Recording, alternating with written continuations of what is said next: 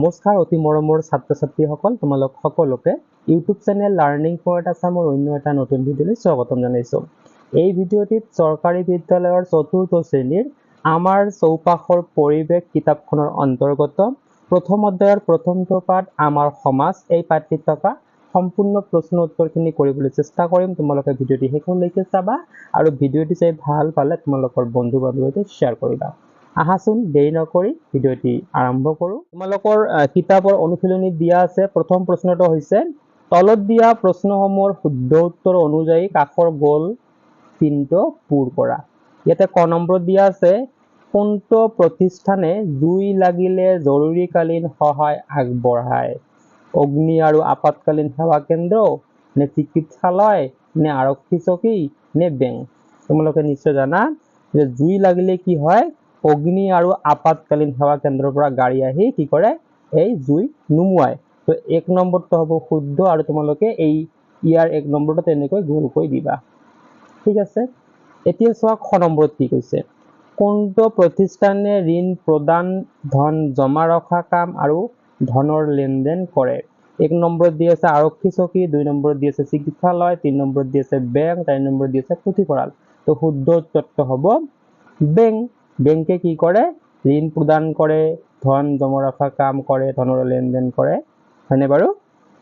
ক নম্বৰটো চোৱা, তলৰ কোনগৰাকীয়ে পকী ঘৰ সজা, মেৰামতি আদিৰ কাম কৰে? এক নম্বৰত দি আছে কাঠ মিস্ত্ৰী, দুই নম্বৰত দি আছে ৰং মিস্ত্ৰী, তিনি নম্বৰত দি আছে ৰাজমিস্ত্ৰী আৰু চাৰি নম্বৰত দি আছে পাইপ মিস্ত্ৰী। তো পকী ঘৰ কোনে সজে?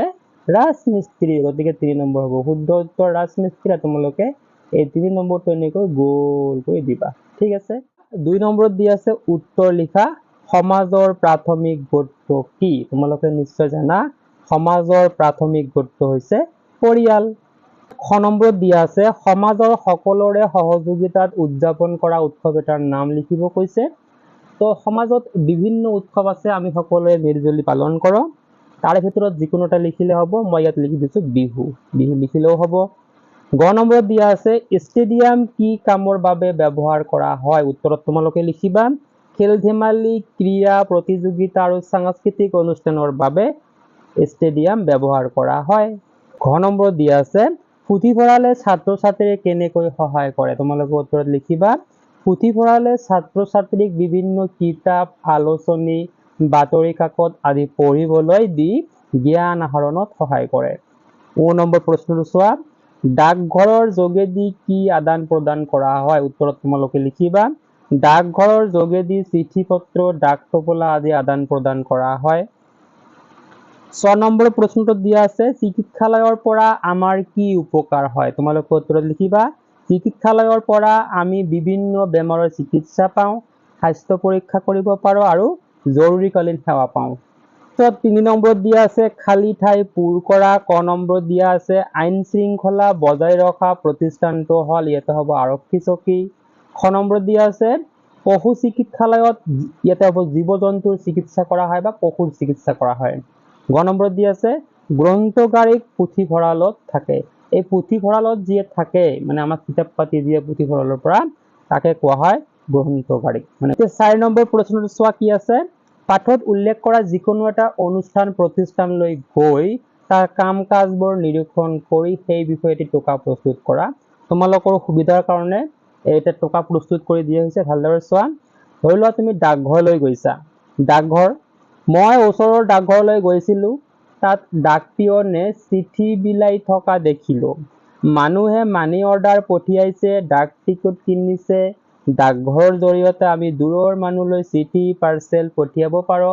এতিয়া স্পীড পোষ্ট, ছেভিং একাউণ্ট আদিৰ সুবিধাও আছে। 5 নম্বৰ প্ৰশ্নটোত দিয়া আছে উৎসৱ পৰ্বৰ জৰিয়তে সামাজিক একতা কেনেদৰে বৃদ্ধি পায় লিখা। তোমালোকৰ কিতাপত উৎসৱ পৰ্ব এনেকৈ লিখা আছে, কিন্তু ইয়াৰ শুদ্ধটো হৈছে এই উৎসৱ পৰ্ব, হয়নে? তোমালোকৰ উত্তৰত লিখিবা উৎসৱ পৰ্ববোৰত সকলো জাতি ধৰ্মৰ মানুহে একেলগে মিলি আনন্দ কৰে, ইজনে সিজনৰ ঘৰলৈ যায়, মিঠাই খুৱায়। ইয়াৰ ফলত মানুহৰ মাজত ভাতৃত্ববোধ বাঢ়ে আৰু সামাজিক একতা শক্তিশালী হয়। যেনে বিহুত সকলোৱে একেলগে নাচে, গায় ইত্যাদি ইত্যাদি। 6 নম্বৰ প্ৰশ্নটো দিয়া আছে, পৰিয়ালক সমাজ গঠনৰ আধাৰ বুলি কিয় কোৱা হয় লিখা। উত্তৰত তোমালোকে লিখিবা, পৰিয়ালেই হল সমাজৰ প্ৰাথমিক গোট। পৰিয়ালৰ পৰাই শিশুৱে ভাল বেয়া নিয়ম শৃংখলা সহযোগিতা শিকে। ভাল পৰিয়ালৰ পৰাই ভাল নাগৰিক গঢ়ি উঠে। বহুতো পৰিয়াল লগ হৈ এখন সমাজ গঠন হয়, সেয়ে পৰিয়ালক সমাজ গঠনৰ আধাৰ বোলা হয়। তো মৰমৰ ছাত্ৰ ছাত্ৰীসকল, এই পাঠীত থকা প্ৰশ্ন উত্তৰ ইমানখিনিয়ে আছিলে। ভিডিঅ'টি শেষলৈকে চোৱাৰ বাবে ধন্যবাদ। চাই থাকিবা লাৰ্ণিং পইণ্ট আছাম।